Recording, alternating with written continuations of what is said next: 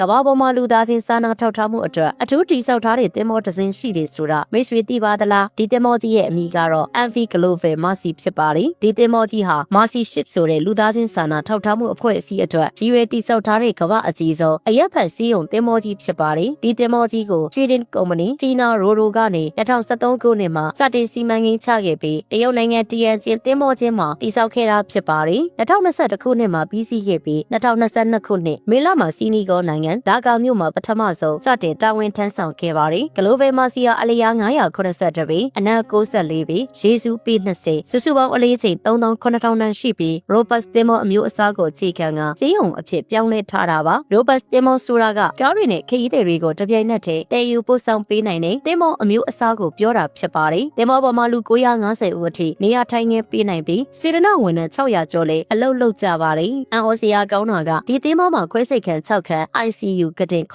လုံးအပါအဝင်လူနာကရင်200တက်ခွဲခန်းတွေနဲ့ခင်မီတင်တဲ့ခန်းမတွေပါဝင်ပါတယ်သူတို့ရဲ့ရည်ရွယ်ချက်ကတော့အာဖရိကတိုက်ကစီးရဲတဲ့ဒေသတွေမှာအခမဲ့စီကူတာမှုတွေအခြေခံခွဲစိတ်ကူတာမှုတွေပေးဖို့ရဒေသခံကျန်းမာရေးဝန်ထမ်းတွေကိုလေ့ကျင့်ပညာသင်ပေးဖို့ရပဲဖြစ်ပါတယ် Mercy Ship ရဲ့ညှော်မှန်းချက်ကတော့ဒီသင်္ဘောကြီးနဲ့တစ်နှစ်ကိုခွဲစိတ်မှု9000ကျော်သွားလူနာ2800ကျော်ကုသပေးနိုင်ပြီးဒေသခံကျန်းမာရေးဝန်ထမ်း2800ကျော်ကိုလေ့ကျင့်ပေးနိုင်ဖို့ဖြစ်ပါတယ် Global Mercy နည်းပညာနဲ့လူသားချင်းစာနာထောက်ထားမှုကိုပေါင်းစပ်ပြီးကမ္ဘာ့ကျန်းမာရေးစောင့်ရှောက်မှုမှာအရေးပါတဲ့အပြောင်းအလဲတွေဖန်တီးနေတဲ့မျှော်လင့်ချက်အလင်းရောင်တစ်ခုပဲဖြစ်ပါတယ်